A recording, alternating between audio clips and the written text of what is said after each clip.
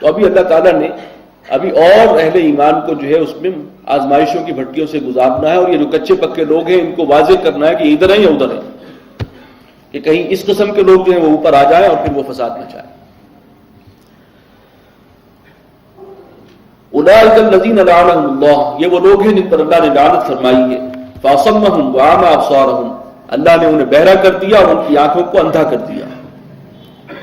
افلا یتدبرون القرآن، تو کیا یہ قرآن مجید پر تدبر نہیں کرتے، غور و فکر نہیں کرتے؟ یعنی اصل مسئلہ یہ ہے کہ یہ جو ایمان کا اصل سرچشمہ ہے قرآن، اس پر توجہ نہیں کر رہے۔ یہ اگر اس پر غور و فکر کریں تو پھر وہ باطنی ایمان اور وہ کچھ قوت انہیں حاصل ہوگی کہ پھر یہ چیزیں ان کے لیے رکاوٹ نہیں بنے گی کہ اب یہ قتال کا مرحلہ آ گیا اور اب حکم ہو رہا ہے خرچ کرو، اور اب دین کا فلاں مطالبہ سامنے آیا اور پاؤں میں جو ہے ان کے وہ بوجھل ہو رہے ہیں۔ وہ ایمان انہیں حاصل ہوگا اگر قرآن مجید میں غور و فکر کریں، تدبر کریں، تو پھر وہ اللہ کی عظمت اور اس کی ذات پر یقین، اس پر توکل، وہ چیزیں ان کو میسر آئیں گی۔ ام علی قلوب اقفالها، کیا ان کے دلوں پر تالے پڑے ہوئے، استعمال ہی نہیں کرتے ان کو، قرآن پر غور و فکر نہیں کر رہے۔ ان الذین ارتدوا علی ادبارہم، بے شک وہ لوگ کہ جو اپنی پیٹھ کے بل واپس لوٹتے ہیں، من بعد ما تبین لهم الہدی، اس کے بعد کہ ہدایت جو ہے ان پر واضح ہو چکی ہے۔ الشیطان سول لهم، شیطان نے اصل میں انہیں فریب دیا ہے، انہیں بات ایک سجھا دی ہے بنا کر، واملی لهم، اور اللہ نے انہیں ڈھیل دے دی۔ ذالک بانہم قالوا للذین کرہوا، یہ اس لیے ہے کہ انہوں نے کہا ان لوگوں سے کہ جو کرہوا ما نزل اللہ، جو بیزار ہے اس چیز سے جو اللہ نے نازل فرمائی ہے، سنطیعکم فی بعض الامر، کہ ہم تمہاری بھی باتیں جو ہیں وہ مانیں گے بعض معاملات میں۔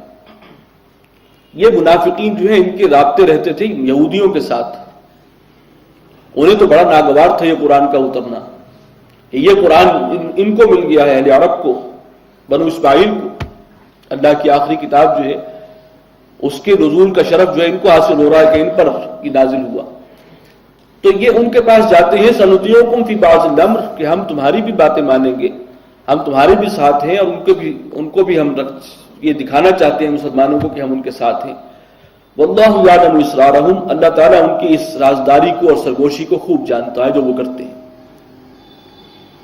فکیف اذا توفتہم الملائکۃ یضربون وجوہہم وادبارہم، تو پھر کیا حال ہوگا جس وقت فرشتے نکالیں گے ان کی روحیں، قبض کریں گے، اور وہ ان کے چہروں پر اور پیٹھوں پر ضرب لگا رہے ہوں گے۔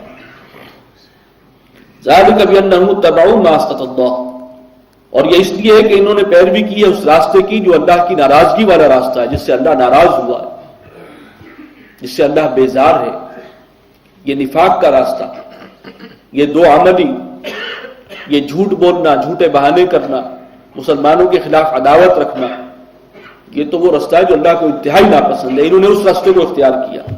وَكَرِهُوا رِضْوَانَهُ، اور اللہ کی رضا، اس کی خوشنودی کو ناپسند کیا انہوں نے اپنے لیے، بجائے اس کے کہ اللہ کو خوش کرتے، اللہ کی رضا جو ہے اس کا حصول ان کا مقصد ہوتا، انہوں نے اللہ کی ناراضگی مول لے لی ہے۔ فَأَحْبَطَ أَعْمَالَهُمْ، تو اللہ نے ان کے تمام اعمال عکارت کر دیے، ضائع کر دی۔ اگر اس سے پہلے کچھ انہوں نے کوئی خیر کا کام کیا بھی تھا، حضور صلی اللہ علیہ وسلم کے پیچھے نمازیں پڑھی تھی آپ کے ساتھ، کہیں کسی مہم میں نکلے بھی تھے، کوئی نیکیاں ان کے اعمال نامے میں تھی بھی، تو اب وہ بھی سب کالعدم ہو گئی۔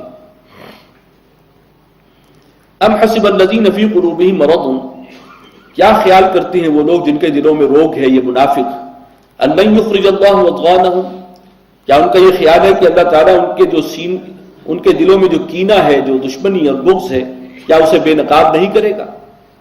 وَلَوْ نَشَاءُ لَأَرَيْنَاكَهُمْ، اور اے نبی اگر ہم چاہتے تو آپ کو دکھا دیتے، آپ کو ایک ایک منافق کا چہرہ بتا دیتے، یہ فلاں فلاں منافق ہے۔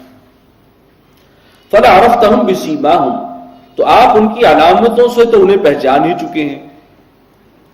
اب ظاہر ہے کہ حضور صلی اللہ علیہ وسلم کو جو اللہ نے بصیرت اور سمجھ بوجھ اور فراست عطا کی تھی، منافق آ کر جھوٹے بہانے کرتے تھے، حضور صلی اللہ علیہ وسلم شرافت و مروت میں ہر کسی کا عذر قبول کر لیتے تھے، لیکن آپ کو معلوم تو تھا کہ شخص جو ہے یہ اس وقت جو بات کہہ رہا ہے جھوٹ بول رہا۔ تو فلا عرفتہم بسیماہم، آپ ان کو پہچان چکے ہیں آلریڈی، ان کے چہروں سے، ان کے حرکات سے. وَلَتَعْرِفَنَّهُمْ فِي لَحْنِ الْقَوْلِ، اور آپ ان کے طرز کلام سے بھی آپ انہیں پہچان لیں گے. اس طرح سے وہ چاپلوسانہ گفتگو کرتے ہیں اور جو انداز ہوتا ہے اس سے بھی آپ جان جائیں گے کہ یہ ہے وہ شخص. وَاللَّهُ يَعْلَمُ أَعْمَالَكُمْ، اور اے مسلمانوں اللہ تعالیٰ تم سب کے اعمال کو جانتا ہے.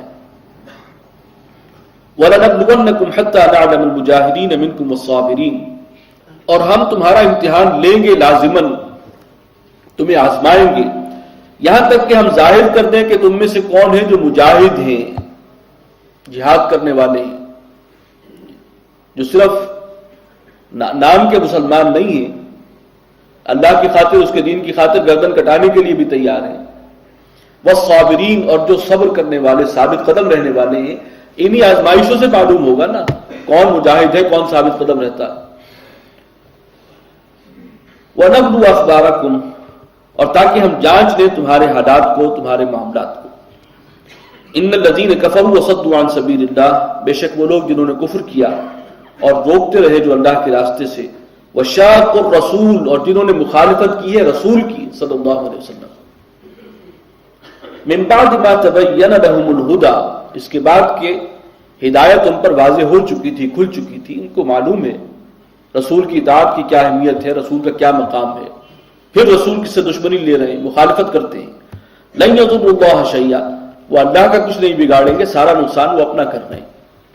وسیحبط اعمالهم، اور ان قریب اللہ تعالیٰ ان کے تمام اعمال کو حبط کر دے گا، ضائع کر دے گا. یا ایھا الذین آمنوا اطیعوا اللہ واطیعوا الرسول، اہل ایمان تم تو اطاعت کرو اللہ کی اور اطاعت کرو رسول کی. ولا تبطلوا اعمالکم، اور اپنے اعمال ضائع نہ کرو.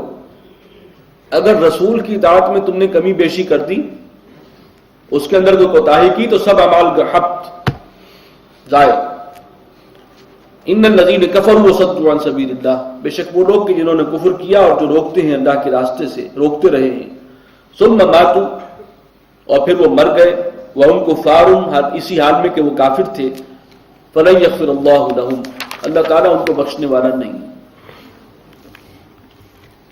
فلا تہنوا وتدعوا الی السلم، تو اے مسلمانوں تم ہمت نہ ہارو اور صلح کی طرف مت بلاؤ. یعنی یہ نہیں ہونا چاہیے کہ بزدلی کی وجہ سے، کم ہمتی کی وجہ سے تم دشمنان اسلام سے صلح کرنے لگو. ہمت نہیں ہارو، اللہ تمہارے ساتھ ہے. تم اللہ کے دین کی خدمت کرتے رہو، اللہ تمہاری مدد کرے گا. ہاں یہ اور بات ہے کہ دین ہی کی مصلحت میں کسی وقت ضرورت ہے. وہ جو انقلابی مراحل ہیں جن سے حضور صلی اللہ علیہ وسلم گزر رہے تھے، اس میں ایک وقت آیا کہ پھر صلح جو ہے وہ مصلحت تھی. وہ دب کر صلح نہیں تھی، بلکہ وہ صلح ہو رہی تھی برابری کے لیول پر. اس سے اگلی سورت جو ہے سورہ فتح، اس میں اسی کا ذکر ہے، صلح حدیبیہ کا. وہ ایک مختلف بات ہے. ایک ہے کہ کمزوری کی وجہ سے، کم ہمتی کی وجہ سے صلح کرنا، تو یہ کم ہمتی نہ دکھاؤ اور دشمن کو صلح کی طرف مت بلاؤ. وانتم الاعلون، تم ہی غالب رہو گے، برتر رہو گے. واللہ معکم ولن یترکم اعمالکم، اور سمجھ لو اللہ تمہارے ساتھ ہے، وہ تمہارے اعمال میں ہرگز کمی نہیں کرے گا. انما الحیات الدنیا لعب و لہو، دنیا کی زندگی تو بس کھیل تماشا ہے. یہ تو ایک سٹیج شو ہے تھوڑا سا، یہ حقیقی نہیں ہے. یہاں پہ جو کچھ کسی کو اگر کوئی حیثیت ملی ہے تو وہ آزمائش کے لیے. وَإِن تُؤْمِنُوا وَتَتَّقُوا، اور اگر تم ایمان لاؤ اور تقوی کی روش اختیار کرو. ظاہر بات ہے کہ تقوی کی روش وہی اختیار کرے گا جس کو آخرت یاد ہے،